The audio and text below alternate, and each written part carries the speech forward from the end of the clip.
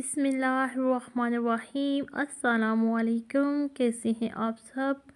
आज हम बनाएंगे गुड़ में गाजर का हलवा। फ़र्स्ट टाइम गुड़ में गाजर का हलवा लेके मैं आई हूँ। सर्दियों का मौसम है तो गाजर का हलवा ना हो तो मज़ा नहीं आता।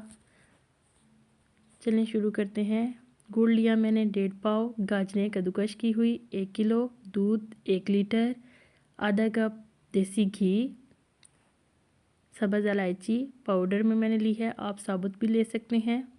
सबसे पहले देगची में दूध शामिल करेंगे 1 किलो। अब इसमें गुड़ शामिल करेंगे। गुड़ को मैंने काट लिया है इस तरह छोटे छोटे पीस में।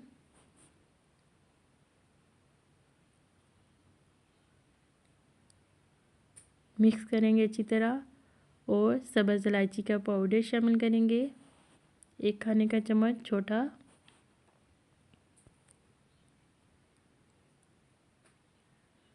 दूध को बॉयल कर लेंगे।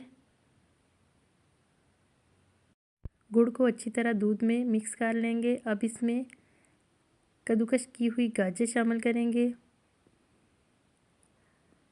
पका लेंगे इस तरह दूध में।